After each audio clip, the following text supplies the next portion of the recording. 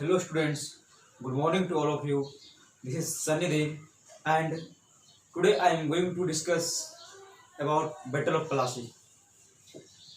First of all, in the last video, uh, we have already discussed about Carnatic War कि किस तरह से French और British के बीच वार लड़ा गया। तीन वार, फर्स्ट सेकेंड थर्ड, इसको हम लोग कार्नेटिक वार के नाम से भी जानते हैं। कार्नेटिक वार के बाद क्या हुआ कि जो है फ्रेंच तो सिर्फ ट्रेड करने के लिए उसको छोड़ा गया और जो मेन एडमिनिस्ट्रेटिव पावर किसके पास आ गया, ब्रिटिश के पास। लेकिन अभी भी कुछ बिगड़ा नहीं था, देश अभी भी कंट्रोल में था। देश में ब्रिटिश का पावर अभी उतना मजबूत नहीं हो पाया था। लेकिन जो आज हम डिस्कस करेंगे उसके बाद एक पावरफुल जो है शक्तिशाली एक पावर बन गया है देश का। तो वो है, तो जो डिस्कस कर रहे हैं वह पहले क्या किया। पहले तो इधर तो कार्नेटिक वार हो गया, कार्नेटिक रीजन कंट्रोल में। इसके बाद क्या हुआ, तो इसके बाद जो है बंगाल को अपने कंट्रोल में लिया। तो ब्रिटिश कन्क्यूस्ट बंगाल, तो क्या बोल सकते हैं इसको हेडलाइन दे सकते हैं कि ब्रिटिश कन्क्वेस्ट ऑफ बंगाल।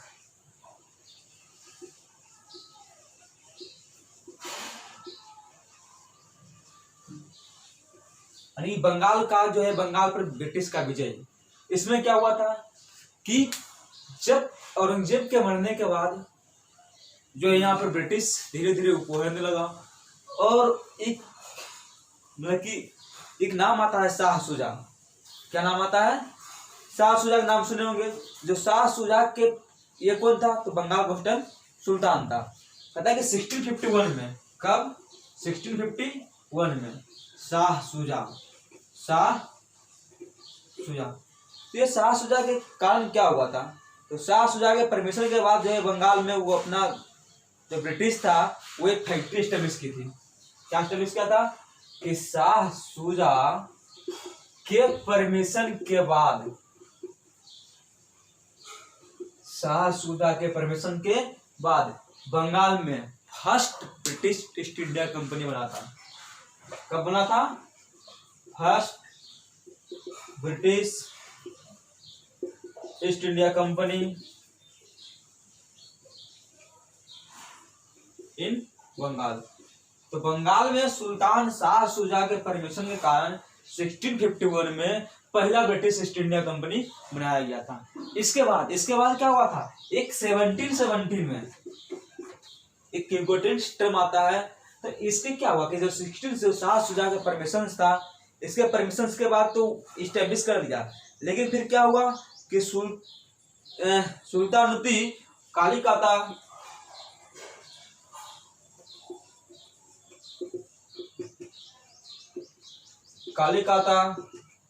अब कहता है कि सुल्तानुद्दीन और कालीकाता ये क्या चीज है, और एक गोविंदपुर तीसरा नाम आता है। तो ये तीन गांव है। कहाँ का गांव है? वेस्ट बंगाल में।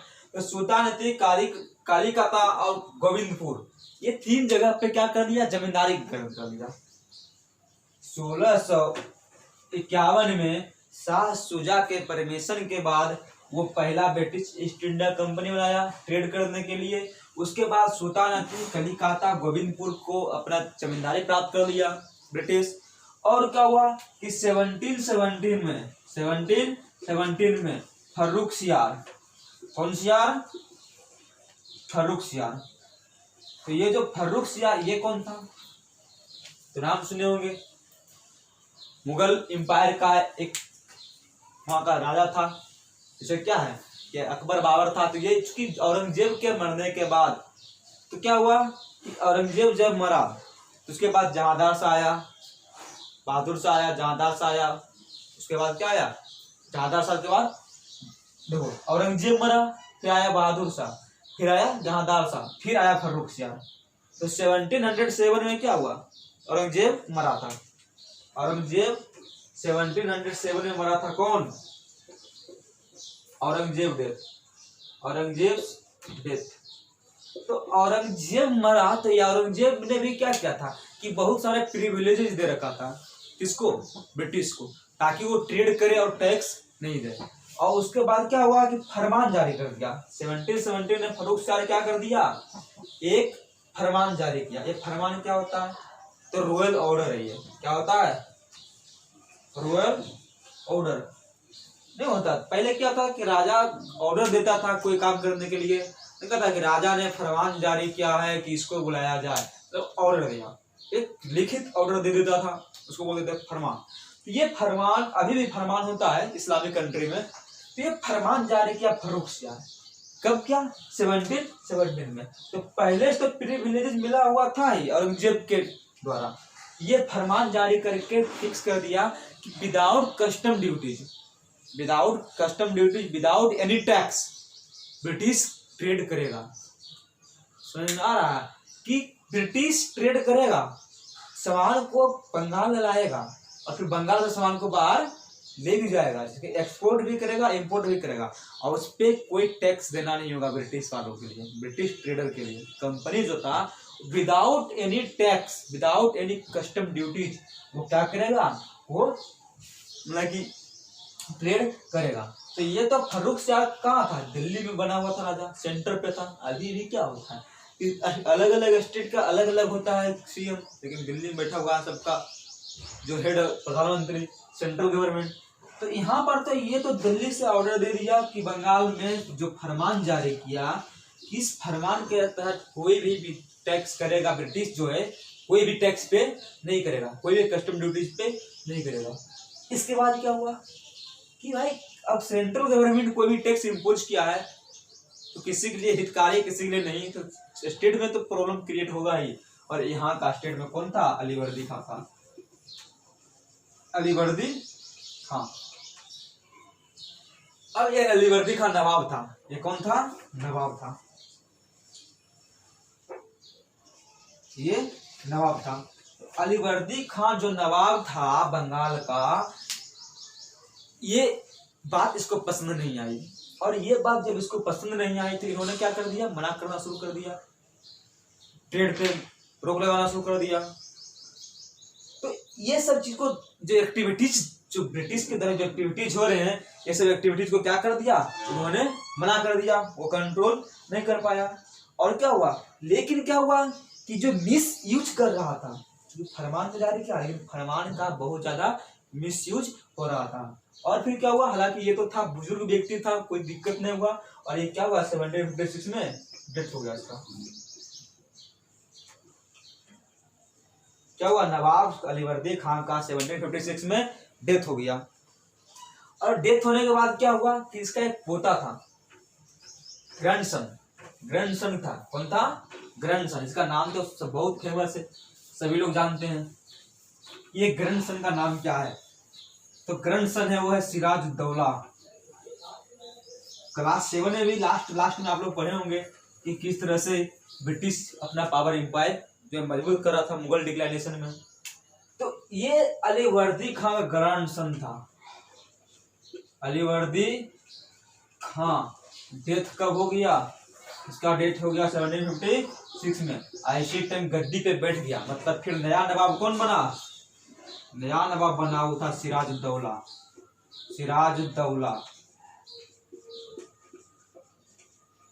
ये कौन बन गया। अब क्या हुआ कि अलीवर्दी खां तो वो सारे एक्टिविटीज को देख ही रहा था। उसके बाद जो सिराजुद्दौला था, ये यंग था, इसका ग्रैंडसन था, ये अंग था, गर्म खून था, और ये जो एक्सपीरियंस नहीं था, यानी कि इनएक्सपीरियंस था। सिराजुद्दौला क्या था, इनएक्सपीरियंस, इसके पास कुछ ज्यादा एक्सपीरियंस था नहीं, यंग था। और क्या हुआ कि 1756 में ब्रिटिश कलकत्ता में विलियम फोर्ट का जो है फोर्टिफिकेशन शुरू कर दिया। विलियम फोर्ट क्या कर दिया कि 1756 में विलियम फोर्ट का फोर्टिफिकेशन स्टार्ट कर दिया। अब विलियम फोर्ट का जब स्टार्ट किया फोर्टिफिकेशन, तो क्या हुआ कि जो सिराजुद्दौला था, सिराजुद्दौला को ये बात पसंद नहीं। सिराजुद्दौला का मानना था कि जो यहाँ पर एक ट्रेडर बन करके आए हो तो ट्रेड करो, व्यापार करो, व्यापारी हो, यहाँ का मालिक बनने की कोशिश ना करो। और इन्होंने ऑर्डर दिया क्या कि ऑर्डर दिया कि जो है टैक्स पे करो। सिराजुद्दौला ने क्या ऑर्डर दे दिया, टैक्स पे करो, और जो ये सब फोर्टिफिकेशन का एक्टिविटी ये सब बंद करो, ट्रेड करने का सिर्फ तुमको अलाउड है। तो इसका बाद हालांकि फ्रेंच ने तो मान लिया, लेकिन ब्रिटिश तो थोड़ा हठी था, जिद्दी था, वो माना नहीं, और ये टैक्स देने की बात कर रहा था, टैक्स भी नहीं दिया। और जो अपना फोर्टिफिकेशन स्टार्ट किया, कहाँ पे, कलकत्ता में, जो कलकत्ता में अपना फोर्टिफिकेशन स्टार्ट किया। तो इस जिसको नाम क्या है, विलियम फोर्ट। तो इस फोर्टिफिकेशन के बाद क्या हुआ कि सिराजुद्दौला मना किया तो माना नहीं, ये अपना काम जारी रखा, कंटिन्यू रखा। तो सिराजुद्दौला ने क्या किया कि 1756 में ही ये जो प्लासी था, जिसको प्लासी बोलते हैं, प्लासी फोर्टिफिकेशन हो रहा था कलकत्ता में, मुर्शिदाबाद से लगभग 22 माइल दूर पड़ता है, 22 माइल। तो अब ये क्या है कि ये अटैक कर दिया फोर्टिफिकेशन पे, उसको रोकने के लिए अपने 30,000 सोल्जर को लेकर के। हालांकि इसमें इसको सफलता मिल गई, सिराजुद्दौला को इसमें सफलता मिल गई और वो वापस आ गया। इसके बाद क्या हुआ, इसके बाद एक नया मोड़ आता है। तो ये क्लियर हो गया कि स्टार्टिंग में 1756 में भी सिराजुद्दौला ने अटैक किया था प्लासी पे और उसको जीत लिया था। और इस छोटी सी जीत को, इस छोटी सी जो विक्ट्री था, उसको एक बहुत बड़ा विक्ट्री बना लिया। लेकिन अब यहाँ से डाइवर्ट होता है। अब क्या हुआ, अब टॉपिक बनता है यही सब, battle of Plassey. Battle of Plassey कब हुआ था, 23 जून 1757 को। अब देखिए क्या हुआ था, किसके किसके बीच में हुआ था। तो एक तरफ तो साहब सिराजुद्दौला, कौन था, सिराजुद्दौला, एक तरफ था सिराजुद्दौला, और दूसरी तरफ कौन था, दूसरी तरफ था रॉबर्ट क्लाइव। इसके साथ आता वाटसन। तो क्या हुआ कि बैटल ऑफ प्लासी हुआ। तो इसके बाद क्या, इसको पूरा, वाटसन को हम बोलते हैं, पूरा नाम क्या है, एडमिरल वाटसन। तो क्या बोलते हैं, एडमिरल वाटसन। अब क्या हुआ कि जब फोर्टिफिकेशन स्टार्ट हुआ तो उस टाइम रॉबर्ट क्लाइव ये नहीं था, ये दोनों नहीं था। और उस टाइम क्या हुआ कि 1756 में उस पर आराम से विजय प्राप्त कर लिया, विक्ट्री प्राप्त कर लिया सिराजुद्दौला। लेकिन अब बात आती है कि इसके बाद फिर वापस बुला लिया गया किसको, रॉबर्ट क्लाइव और एडमिरल वाटसन को। और इन्होंने क्या किया कि कुछ नाम आता है, जैसे नाम है मीर जफर। तो जब पहला बार हुआ था 1756 में, उसका कमांडर कौन था, मीर जफर। इसके मीर जफर कौन था, तो कमांडर इन चीफ था किसका, मीर जाफर जो था वो था कमांडर इन चीफ। किसका था, तो नवाब का कमांडर इन चीफ था। उसके बाद एक नाम आता है मीर जफर के बाद एक नाम आता है जिसको हम लोग बोलते हैं मानिक चंद, सेठ मानिक चंद। ये ऑफिसर इंचार्ज था, सेठ मानिक चंद, ये नवाब का ही था, ध्यान रखेगा, ऑफिसर इंचार्ज मानिक चंद। तो ये मानिक चंद क्या था, ये ऑफिसर इंचार्ज था, कहाँ का, कलकत्ता का। मानिक चंद जो था कलकत्ता का ऑफिसर इंचार्ज था। तो बहुत सारे नाम आते हैं। तो अब क्या हुआ था कि ये मानिक चंद, और मतलब कि जो था कि कलकत्ता को मानिक, जब पहला लड़ाई हुआ उसके बाद ऑफिसर इंचार्ज बना दिया गया किसको, मानिक चंद को। ये नवाब का ही ऑफिसर इंचार्ज था। इसके बाद एक नाम आता है मेहरुनिसा।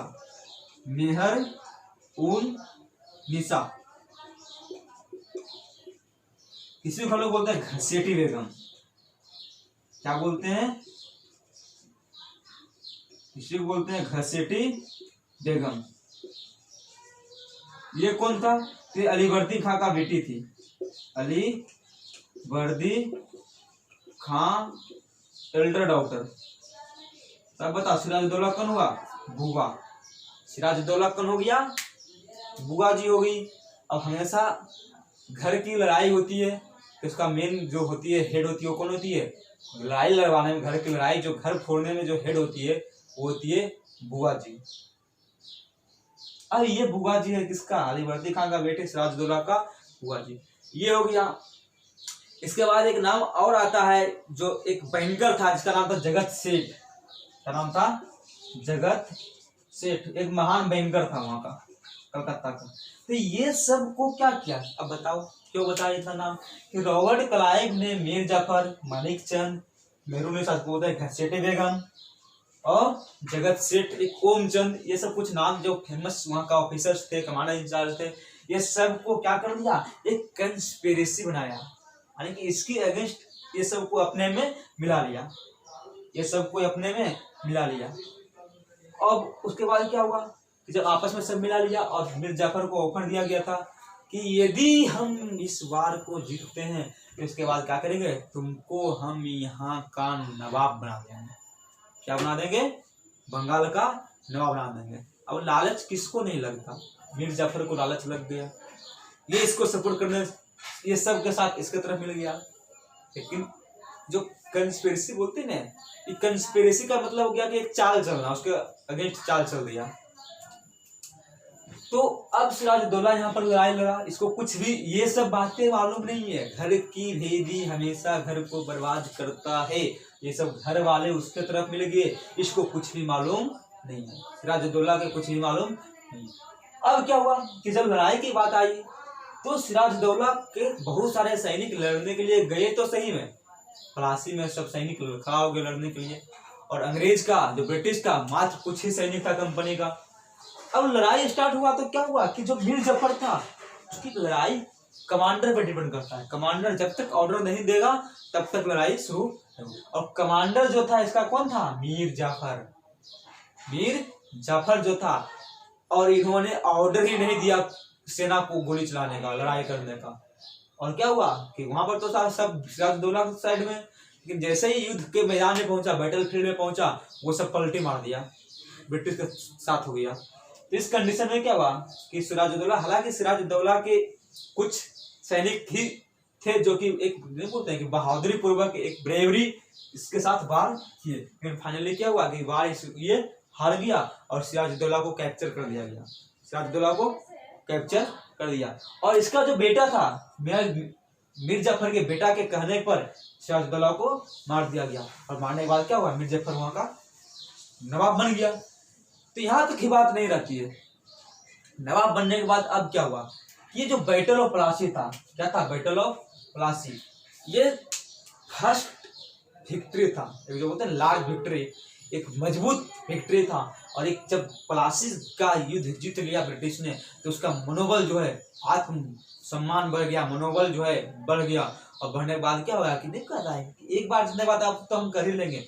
और ये पूरा बंगाल को क्या हुआ कि बंगाल जब जीत लिया तो इसका मनोबल बढ़ गया, और आगे बढ़ने का, बंगाल में ट्रेड करने का रास्ता पूरा साफ हो गया। मीर जाफर नवाब बन गया, और नवाब बनने के बाद क्या हुआ कि अब जो भी हो रहा था सब ब्रिटिश के मर्जी से हो रहा था। कहने का नवाब था कौन? मीर जाफर, लेकिन सब काम किसके मर्जी से हो रहा था? ब्रिटिश के मर्जी से। इसलिए बोलते हैं कि मीर जाफर को पप्पट नवाब भी कहते हैं। Okay, thank you and have a nice day. और वीडियो अच्छा लगा हो तो प्लीज लाइक एंड शेयर जरूर कीजिए, और प्रेस बेल बटन को जरूर दबाइए, और सब्सक्राइब कीजिए चैनल को। Okay, thank you and have a nice day.